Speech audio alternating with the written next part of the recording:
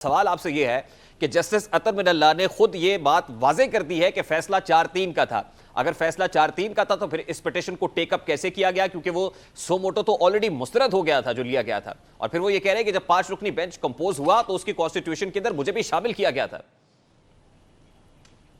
रेहान साहब, मैं सिर्फ इतना कहना चाहती हूँ कि 27 तारीख का एक फैसला है। 27 तारीख के फैसले के ऊपर ये सारे जजेस जो इसको 4-3 का फैसला कह रहे हैं उनके साइन हैं, और उन्होंने साइन करके अपना ये इख्तियार रिकॉन्स्टिट्यूशन ऑफ द बेंच का चीफ जस्टिस के हाथ में दे दिया है। तो मुझे तो ये समझ में नहीं आ रही है कि तब क्या ये साइन उनसे अंडर प्रेशर लिए गए थे या उन्होंने उस पर ये साइन क्यों किए थे। फैक्चुअली इनकरेक्ट है, मैं आपको बता देता हूं। ये फैक्चुअली इनकरेक्ट नहीं है। मैं 27 मार्च का फैसला निकाल कर ऑर्डर ऑफ द कोर्ट की बात कर रहा हूं। ऊपर देखिए जी, ऑर्डर ऑफ द कोर्ट के अंदर पहली लाइन ये है कि ये फैसला 3-2 है। ऑर्डर ऑफ द कोर्ट आया था, मार्च को होना था, वो ऑर्डर ऑफ द कोर्ट मंजर-ए-आम पर आया ही नहीं। आलिया 27 मार्च को देखिए, मेरी एक बात सुने, इन 3 जजेस ने इस सारी चीज को कभी सुना ही नहीं है, पहली चीज। और उसके बाद जब 27 तारीख को सुप्रीम कोर्ट के चीफ जस्टिस इसको रिकॉन्स्टिट्यूट करे और उसके नीचे ये 3 जजेस साइन करे, तो उसके बाद तो किसी भी इख्तलाफी नोट की कोई अहमियत रह नहीं जाती। वो आप किन दस्तखतों की बात कर रही हैं? इतनी अहमियत है,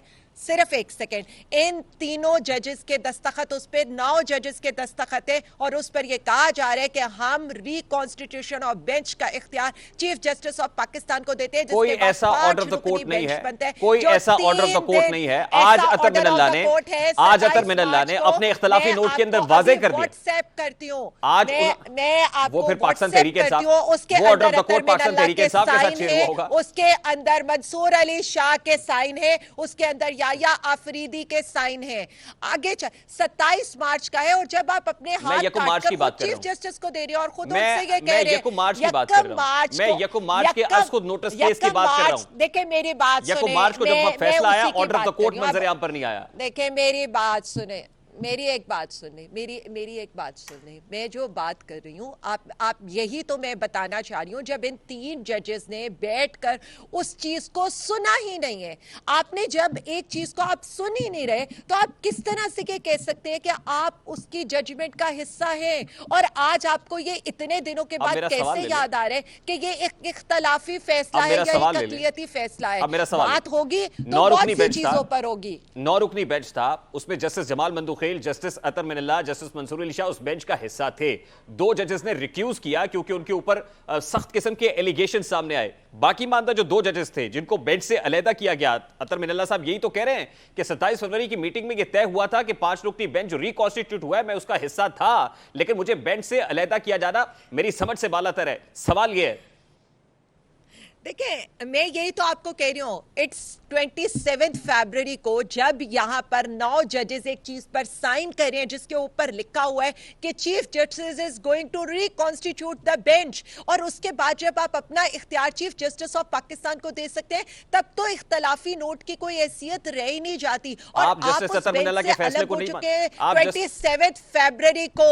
मैं चीफ जस्टिस ऑफ पाकिस्तान के उस फैसले, देखिए मेरी बात सुने, ऑब्जर्वेशन कुछ भी नहीं होती। इख्तलाफी नोट इसी तरह से कि आज मैं ये कह दूं कि मुझे यहाँ पर बैठे हुए पैनलिस्ट आपने 8 बिठाए हैं, उनमें से 3 पैनलिस्ट आपके छोड़ के चले जाए, और जो एक फैसला बाकी 4 लोग हैं, तो मैं ये कहूँ नहीं, मैंने तो पूरी डिबेट का हिस्सा नहीं बनी थी। ये उतना ही सादा मामला है। अगर इख्तलाफी नोट को मानेंगे ना, एक सेकेंड, मैं जस्टिस अतर मिनल्ला की बात कर रहा हूँ जो honourable supreme court of Pakistan के ऑनरेबल जज हैं, और जजेस की तरफ से खुद ही अपने चीफ जस्टिस के ऊपर एलिगेशन लगाए जा रहे हैं। आपसे ये रिक्वेस्ट करती हूं, मैं उनसे वाकई ये रिक्वेस्ट करती हूं कि अगर आपने 27 फरवरी को आप और 2 और ऑनरेबल जजेस ने उस कोर्ट ऑर्डर के ऊपर साइन नहीं किए होते, तो आप शायद उस बेंच का हिस्सा होते। आपने ये सवाबदीद जो वैसे ही सवाबदीद चीफ जस्टिस ऑफ पाकिस्तान के, आपने 27 फरवरी को साइन करके आप 3 मुअज़्ज़िज़ जजेस ने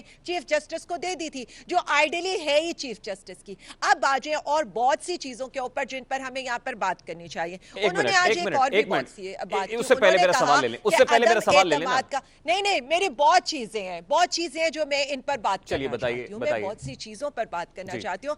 देखें, अदम एतमाद के ऊपर आज उन्होंने कह दिया कि जी अदम एतमाद पर भी आज खुद नोटिस नहीं होना चाहिए था। तो चले एक साल पीछे चलते हैं, अगर रिवर्स ही करने हैं सारी चीजों को, तो सबसे पहले उस आज खुद नोटिस को रिवर्स करते हैं जिस पर यह हुकूमत खड़ी है। और अगर करारदादों से इख्तलाफी नोट से तो फिर शुरू से करते हैं ना, शुरू से करते हैं। आज अगर एक मिनट, आज उस वक्त जो सोमोटो लिया गया था, उस सोमोटो में और इस सोमोटो के अंदर फर्क है। बात करके उस नोटिस में और इस नोटिस के अंदर फर्क है। आगे मैं एक और लास्ट बात करके जवाब आप मुझे जरूर दे दीजिएगा।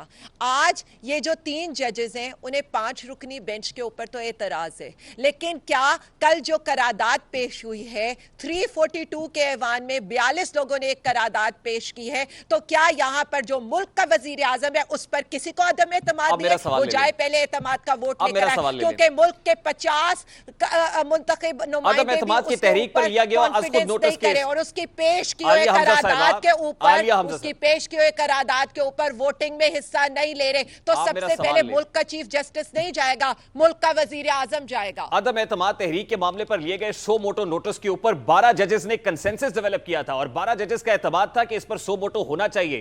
यहां पर आपके सामने अदलिया वाज़े तौर पर तकसीम दिखाई दे रही है। 8 जजेस एक तरफ खड़े हैं, 7 जजेस दूसरी तरफ खड़े हैं और 4-3 के तनासुब के साथ इस सो मोटो को मुस्तरद किया जा रहा है उन्हीं जजेस की तरफ से जो उस बेंच का हिस्सा थे। तो उस सो मोटो में और इस सो मोटो में जमीन आसमान का फर्क है। अब मैं आपको बता देती हूं, इस पे मैं गिनकर आज आपको बता देती हूं कौन से जस्टिस क्या कह रहे हैं। सबसे पहले आ जाए चीफ जस्टिस के ऊपर, वो कह रहे हैं 90 दिन में इलेक्शन होने हैं। उसके बाद आ जाए फाइज ईसा साहब के ऊपर, वो कह रहे हैं 184(3) के तहत फैसला होना है। अमीनुद्दीन साहब कह रहे हैं 184(3) के तहत फैसला होना है। अतर मिनल्ला साहब जो मर्जी कर रहे हैं, 25 सफात लिख दें, लेकिन वो कह रहे हैं आइन के लिहाज से 90 दिन के अंदर इलेक्शन होने और हाईकोर्ट का फैसला है। बिल्कुल मंसूर, एक सेकंड पहले अभी एक फैसला कर लेना हमने। नहीं, पहले फैसला कर ले कि ये जो मुकदमा है ये है किस चीज का। नहीं, ये है किस चीज का, ये है इस चीज का कि इलेक्शन आईनी और कानूनी तौर पर अगर 90 दिन में नहीं होंगे तो 14 मई को होंगे और 14 मई से एक दिन आगे नहीं जाएगा। चले इस पर मेरा फिर बड़ा सादा सा सवाल है इनमें से कौन सा जज है जो ये कह रहा है? एक सेकंड पहले हम आ जाए ना टेक्निकलिटीज, अब बाद में बेंच 3-4 का था, 2-3 का था, 5-6 का था, 10-11 का था, उस पहाड़े को भी छोड़ दे, इस जज को बैठना, इस जज को नहीं बैठना। 184(3) के आगे पीछे छुपने के बजाय एक फैसला, क्या इन जजेस ने ये नहीं कहा कि आइन के लिहाज से इलेक्शन होना जरूरी है और अवाम को उनका आईनी हक मिलना चाहिए? क्या कोई एक मौजूद जज इस बात से जिस वक्त आपने असेंबलीज को डिसॉल्व किया था, अब मेरा सवाल ले लेना, जब आपने असेंबलीज को डिसॉल्व किया था तो उस वक्त आपने नहीं देखा था कि अवाम का हक क्या है? क्या आपने असेंबलीज की रेजोल्यूशन से पहले अवाम से पूछा था कि अवाम चाहती है कि आप असेंबलीज डिसॉल्व करें? असेंबलीज डिसॉल्व की, उसके बाद आप फिर कह रहे हैं कि उन्हीं सूबाई असेंबलियों के अंदर इंतखाबात करा दें। क्या अवाम को आप ट्रक की बत्ती के पीछे लगाए रखना चाहते हैं? नहीं, यही मैं अब सवाल पूछना चाहती हूँ। बहुत अच्छा सवाल किया आपने। मुझे ये बता दें हमने कौन सा गैर आईनी कदम किया था? और अगर हमारा कोई गैर आईनी कदम था, नहीं, एक सेकेंड, अगर कोई हमारा गैर आईनी कदम था तो चले आप उसको रिव्यू में चले जाते। क्या कोई पार्टी, क्या कोई जज, क्या कोई बंदा, क्या कोई आम आवाम उसके रिव्यू में गई कि ये गैर आईनी तौर पर चली टूटी है, चले सूबाई असेंबलियों का रिवर्सल कर ले? इसके ऊपर भी अतर मिनल्ला साहब की ऑब्जर्वेशन है। हुकूमतें वो कहते हैं कि पहले आप असेंबली से इस्तीफे देते हैं, सुप्रीम कोर्ट ऑफ पाकिस्तान का दरवाजा खटखटाते हैं कि इस्तीफे कबूल करो। जब इस्तीफे कबूल होते हैं तो आप सुप्रीम कोर्ट में जाते हैं कि इस्तीफों को वापस दिलवाएं। आप चाहते क्या है? दोनों में से एक बात कर ले, हम सूबाई असेंबलियों की बात कर ले या कौमी असेंबली की बात कर ले? पहली सूबाई असेंबली की बात मुझे खत्म करने दे। सूबाई असेंबली आपने तहलील आईनी तरीके से हमने डिसॉल्व की, उसके बाद ना कोई रिव्यू गया। एक सेकेंड, हमें यही तो सबसे बड़ी बात है कि क्यों हमें ले जानी पड़ी? जब ये अवाम का हक है तो हमें अवाम का हक दिलाने के लिए तब भी सुप्रीम कोर्ट का दरवाजा खटखटाना पड़ेगा और हमें वो हमारा आईनी हक है। अब मुझे एक बात बताएं, हम यहाँ पर आते हैं, दोबारा आते हैं 3 महीने बाद, नहीं, वो दैट्स द, ये तो एक इस आइन से आप डेविएट कर ही नहीं आपने सकते। और असम्बली अगर को किसी किन को ग्राउंड्स पे एतराज था डिसॉल्व वो किया? रिव्यू में जाता, तब तो खुशी खुशी निगरान पास हुकूमत थी। हुकूमतें लाई गई, निगरान काबीना, निगरान वजीर आला हम आपके पे पास मुसल्लत हुकूमत किया थी। गया, क्योंकि प्लान यही था। आपने अब वो अपनी हुकूमत प्लान को खत्म किया हो रहा है। अब फिर आपको इलेक्शंस का मुतालबा कर इलेक्शन, रहे हैं। यही तो बात है।